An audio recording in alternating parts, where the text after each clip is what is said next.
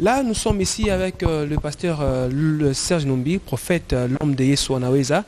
Il est là avec nous ici. Nous allons s'échanger sur un sujet bien. Vous êtes sans ignorer que dans cette période ici, nous sommes en train de traverser.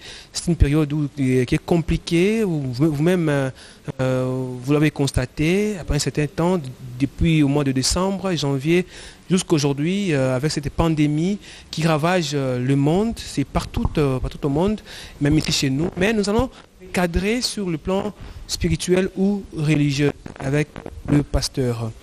Bonjour papa. Bonjour bien-aimé. Alors papa, vous pouvez prier avant de commencer. Seigneur Dieu Tout-Puissant, nous t'en sommes infiniment reconnaissants pour ton amour et ta fidélité pour cette émission et pour nos aimables téléspectateurs. L'effet de mon cœur et ma prière est que tu puisses orienter ton peuple au moyen de la parole par rapport à tout ce qui se dit et qui se passe dans le monde. Que ta volonté soit faite. Donne-nous les mots qu'il faut pour l'édification de ton peuple. Au nom de Jésus-Christ. Amen. Amen. Alors, sans plus tarder, nous allons déjà passer à notre sujet d'aujourd'hui. Le thème, quel est le rôle que l'Église peut jouer dans cette période de pandémie ou de Covid-19? Merci beaucoup pour la question posée. Je suis vraiment très reconnaissant pour la chaîne Héritage. Et je remercie les DG, je remercie tous les responsables et que Dieu élève davantage cette chaîne à cause de cette marque de confiance qu'il cesse de témoigner à notre égard. La question posée est de savoir le rôle de l'Église, c'est quoi dans tout ce qui se passe dans ce Covid-2019. Oui. Avant de donner la réponse à la question posée, j'aimerais que nos aimables téléspectateurs arrivent à découvrir d'abord ce qu'est l'Église. L'Église, c'est quoi pour qu'on nous parle du rôle de l'Église dans ce qui se passe. L'Église, c'est quoi? Et quand on va découvrir c'est quoi l'Église, lorsqu'on va découvrir la responsabilité de l'Église, l'Église, c'est quoi? C'est alors que la réponse à la question posée aura maintenant son soubassement. L'Église vient du grec ecclésia. L'Église vient du grec ecclésia, qui signifie appeler hors. Appeler hors, en dehors, hors. Et qui vient de l'hébreu kahal. Kahal qui signifie l'ensemble. Pour ceux-là qui suivent, parce que je sais qu'il y a des gens qui suivent et qui aiment vérifier des choses dans la parole de Dieu. Vous pouvez vérifier ça dans Actes des Apôtres chapitre 19, verset 32, verset 41. Et Actes des Apôtres chapitre 7, verset 38, clairement, ça nous parle de l'ensemble. Maintenant, la première fois que notre Seigneur Jésus-Christ a employé les mots Église, c'est dans Matthieu chapitre 16, verset 18. Ces versets, j'aimerais les lire pour la bonne compréhension.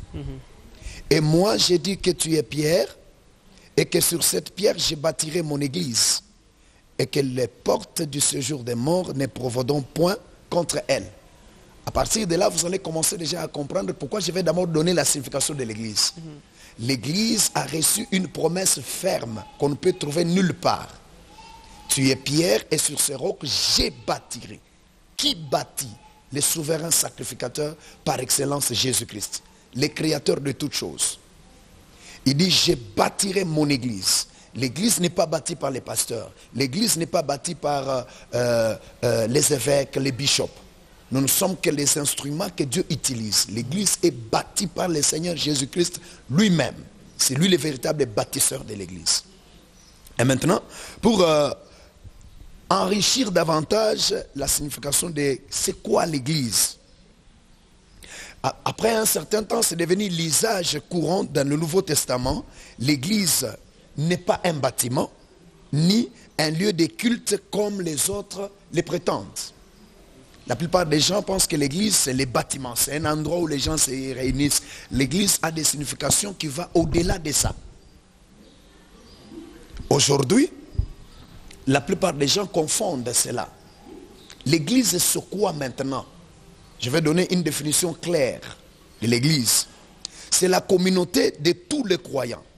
La communauté de tous les croyants dans la nouvelle alliance il y a des termes clés, la communauté de tous les croyants dans la Nouvelle Alliance, que les liens de la foi et l'action de la régénération du Saint-Esprit unissent, que l'action du Saint-Esprit, la régénération, unissent.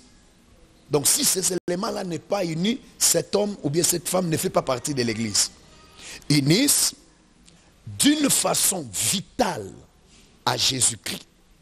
Vous avez compris? Maintenant, par rapport à moi, je peux aussi augmenter deux éléments qui peuvent enrichir la définition de l'Église. Je peux définir aussi autrement l'Église comme étant l'ambassade céleste. Vous connaissez vous-même le rôle de l'ambassade. À l'ambassade, on trouve l'ambassadeur et l'ambassade. L'ambassade, c'est une portion de terre dans un autre pays, mais qui représente un autre pays. L'ambassadeur est le représentant du président de sa nation dans un autre pays.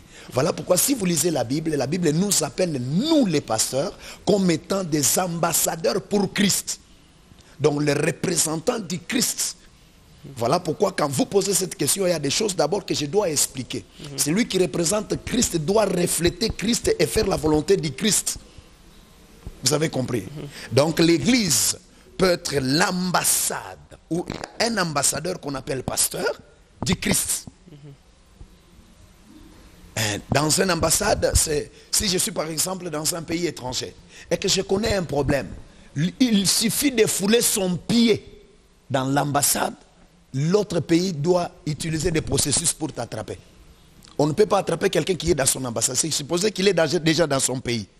Vous avez compris? Alors voilà pourquoi Christ a dit, Pierre, tu es Pierre, et sur ce roc, j'ai bâtirai mon église. Et les portes des séjours des morts ne provoqueront point contre elle. Celui qui est dans son ambassade, on ne peut pas l'arrêter, on ne peut pas le toucher, on ne peut pas lui faire un mal. Pour lui faire du mal, il y a tout un processus à respecter pour l'atteindre.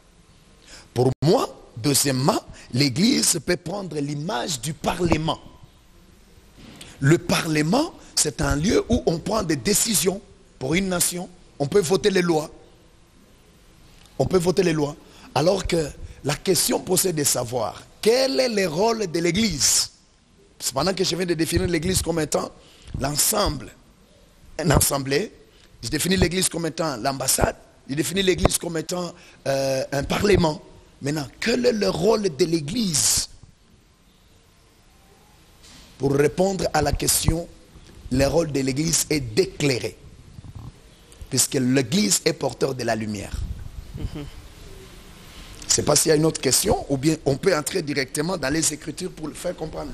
L'église est porteur de la lumière. Ouais. Maintenant, l'église doit jouer quel rôle dans cette période ici nous sommes en train de traverser? L'église doit jouer quel rôle? L'église joue déjà son rôle. L'église joue déjà son rôle. L'église ne doit pas se rechercher pour jouer le rôle. Je peux vous donner l'exemple. Nous, Dieu nous a dit que cette année, prenez le thème qui est dans Ézéchiel chapitre 36, verset 23. Je sanctifierai mon grand nom qui a été profané parmi les nations.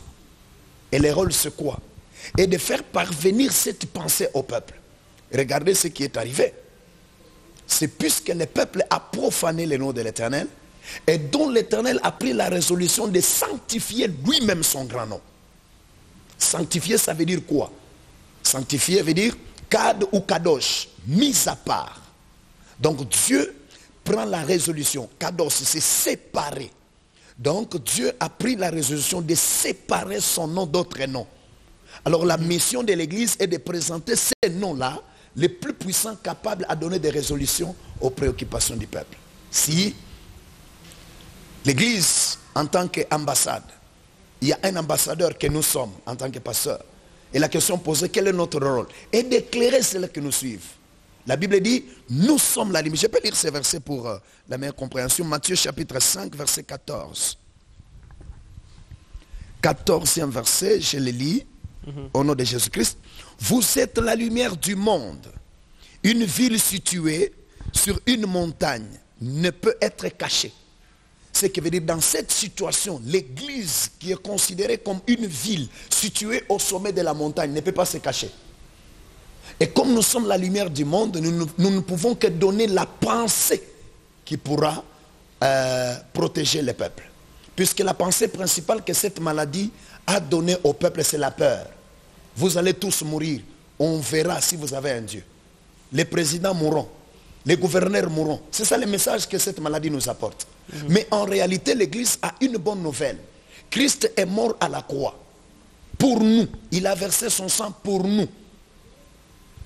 Et il est la seule personne qui est assise sur son trône dont personne ne peut bouger.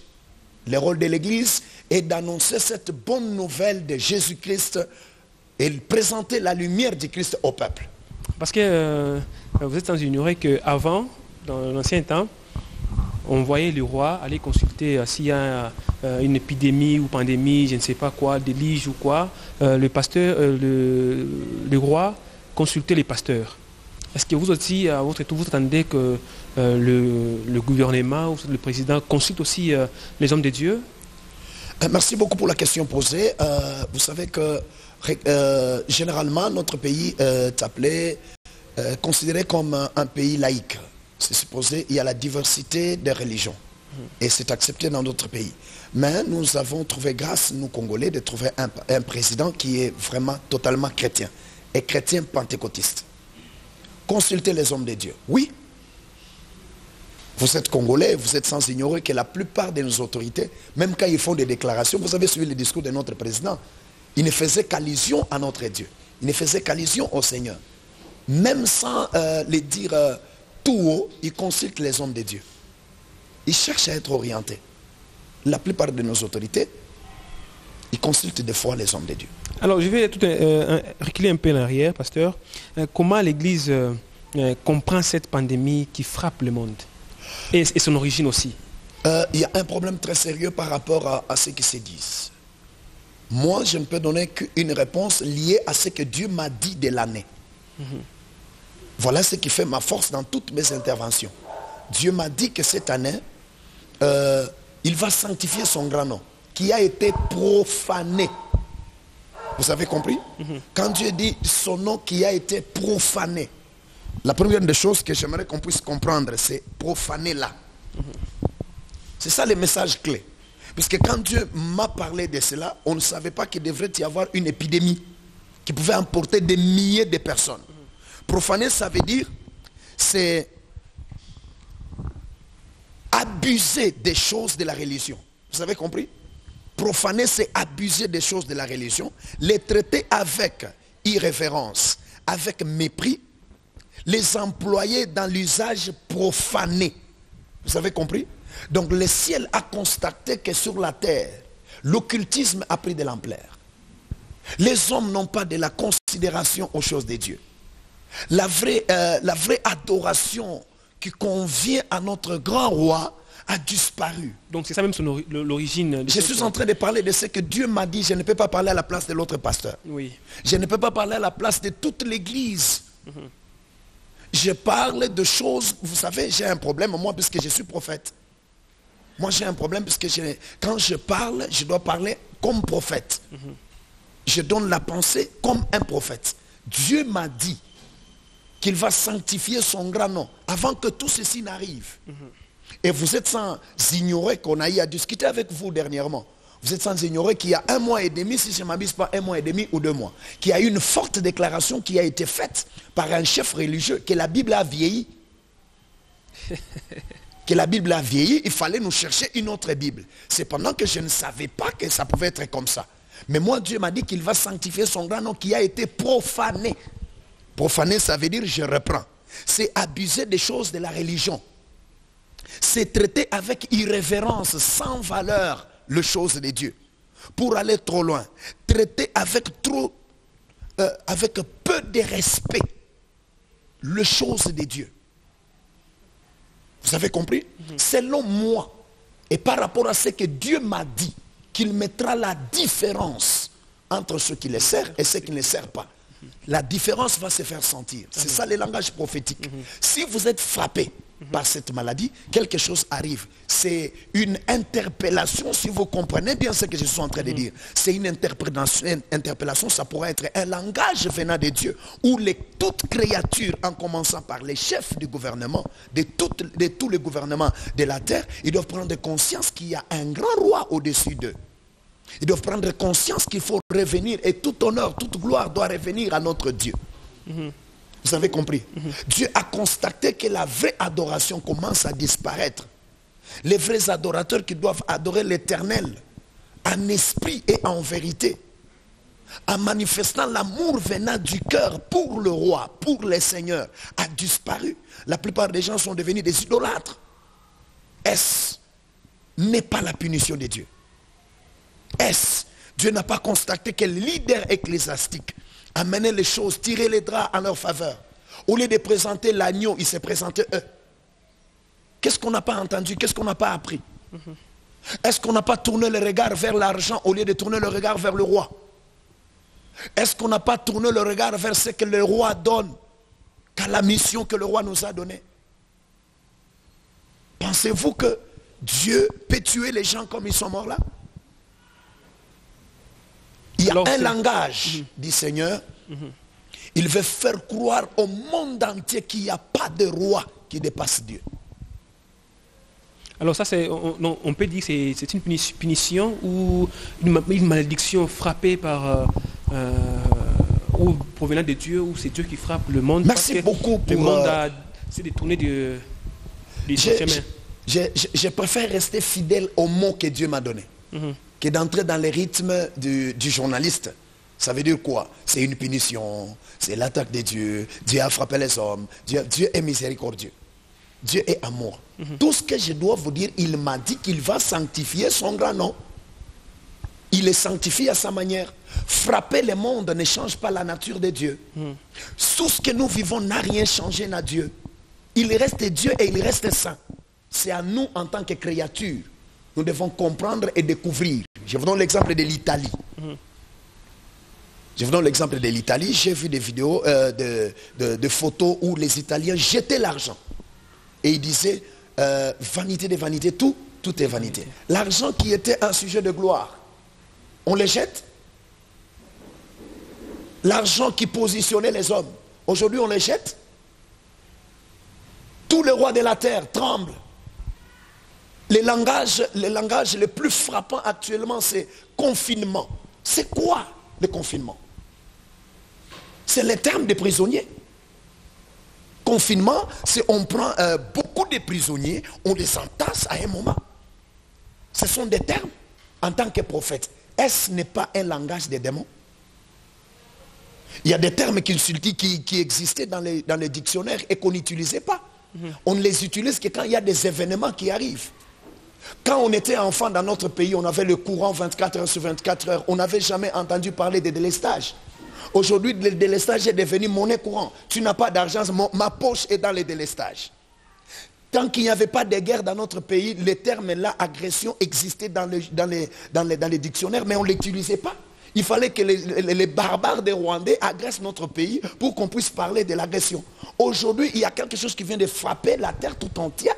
Et vous voulez nous imposer un terme qui sera utilisé, et nous devons faire très attention, nous les leaders ecclésiastiques, puisqu'il y a des gens qui pourront faire de ça toute une religion. Ça, vous ne croyez pas que c'est une annonce qui annonce le temps de la fin, pasteur?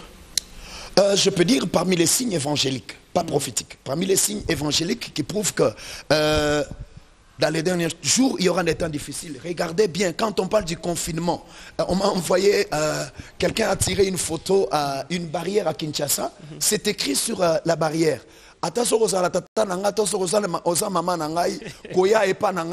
C'est pas biblique.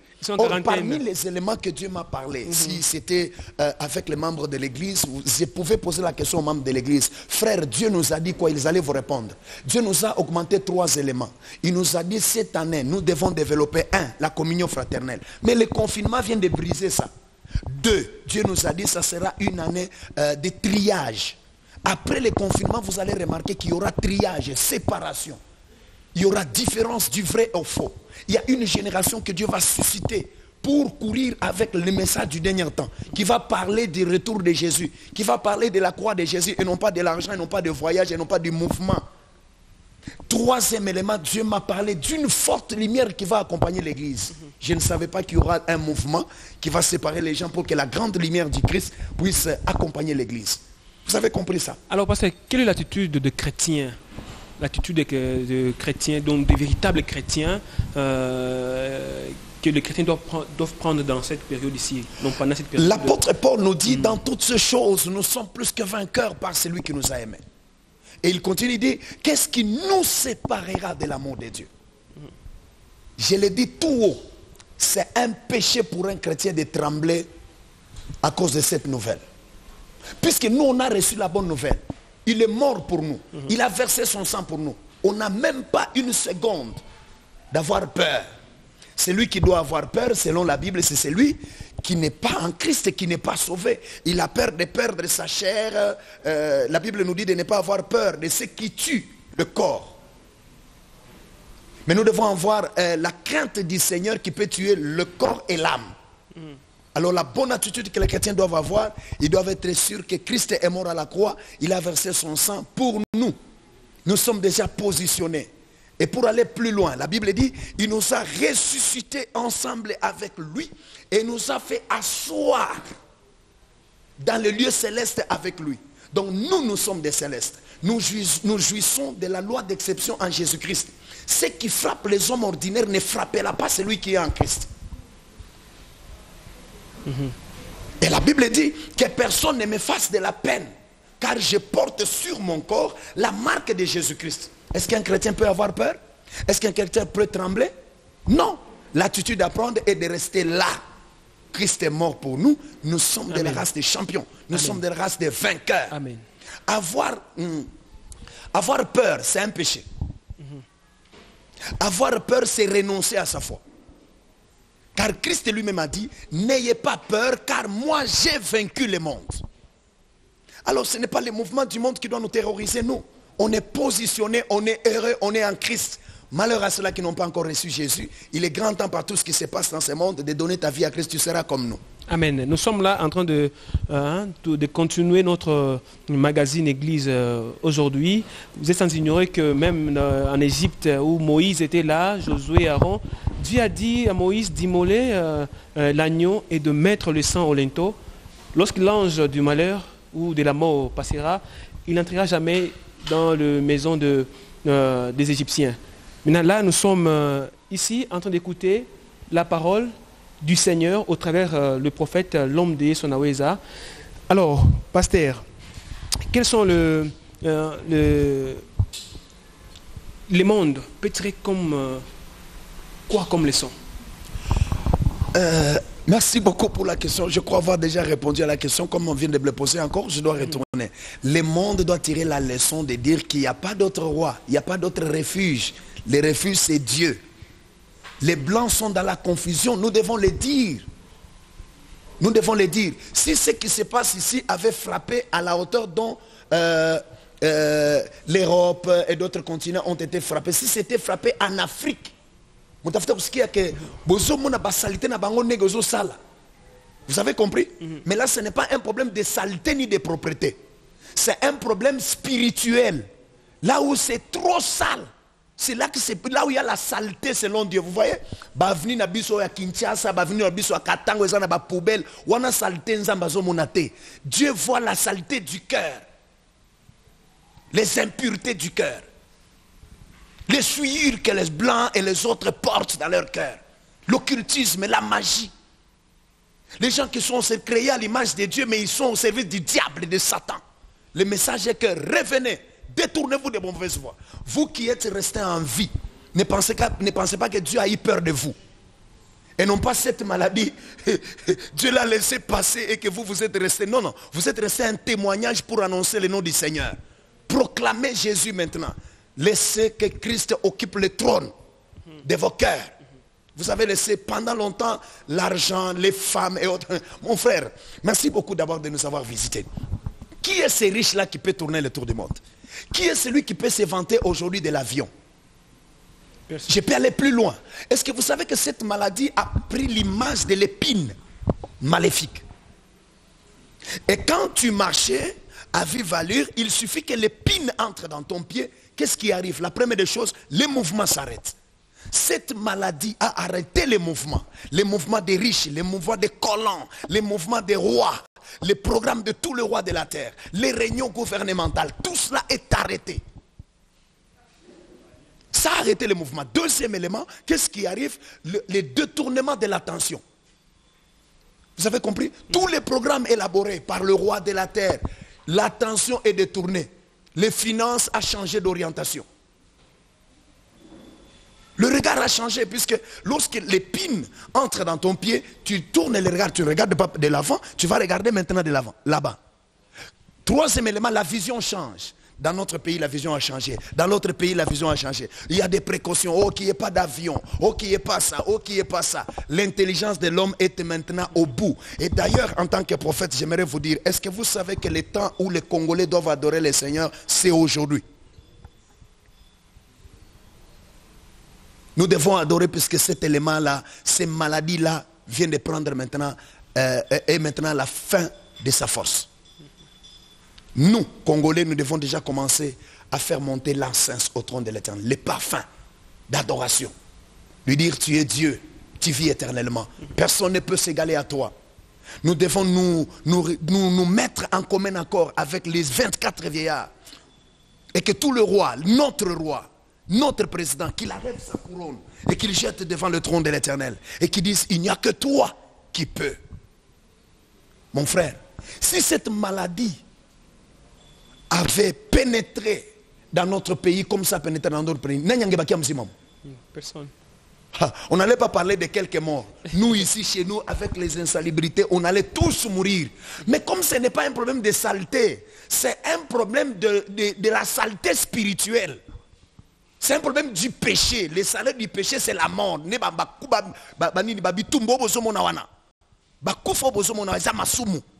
gens doivent se repentir et revenir à Dieu. Amen.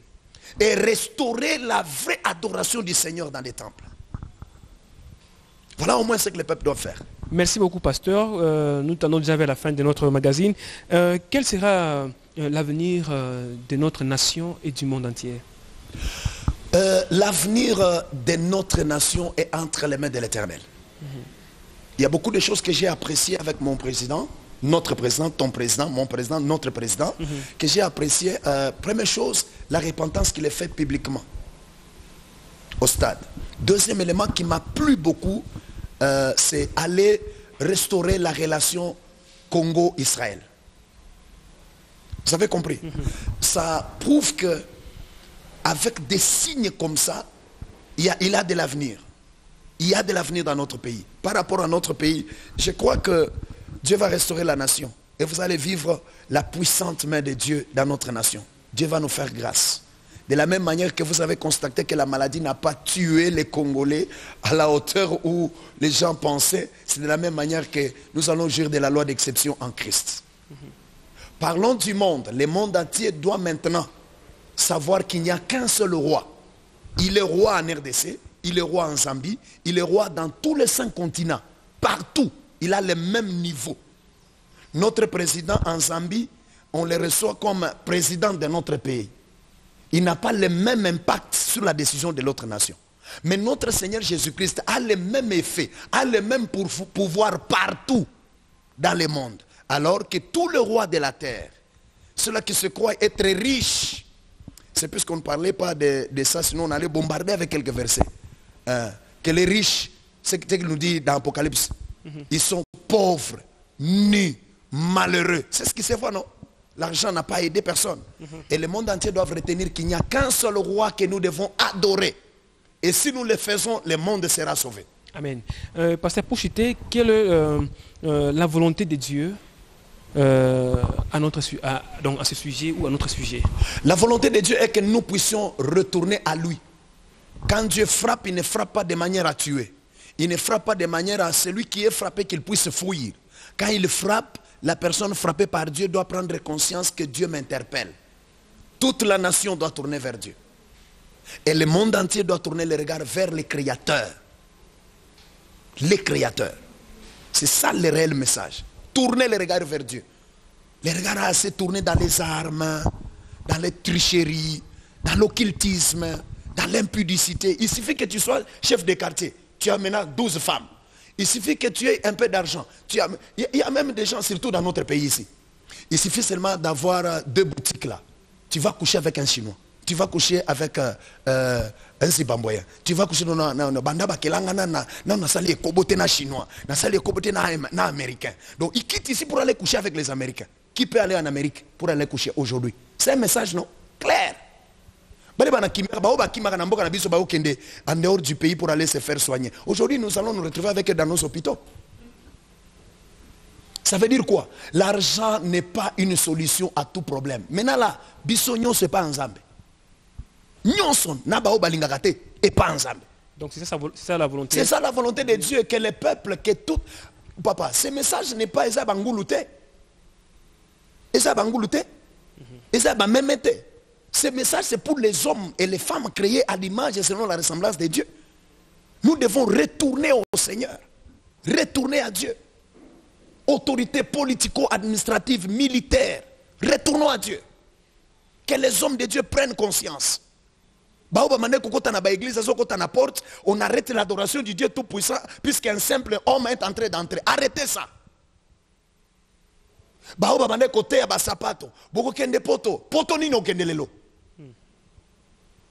D'Afrique du Sud, la vie n'est pas en Afrique du Sud, la vie n'est pas en France. La vie c'est Jésus. La vie est en Christ. Voilà le message. Amen. Nous sommes déjà arrivés pratiquement à la fin de notre magazine. Pasteur, un mot à tous les chrétiens ou à toute la nation. Pour ma nation, la question posée est que un mot pour ma nation. Que votre cœur ne se trouble point. Croyez en Dieu et croyez en Jésus-Christ et nous serons guéris. Deuxième élément, en tant que prophète, cette maladie est déjà à la fin. Aujourd'hui, pendant que je suis dans cette émission, tous les peuples peuvent commencer déjà à adorer le Seigneur à cause de son amour pour la nation. Et la prière. Père Céleste, je t'élève, je te loue, puisque cette maladie que je n'aime pas citer le nom, qui commence à prendre de la pleurs dans la bouche de tes créatures, va disparaître maintenant. Je t'adore, je te loue pour ma nation.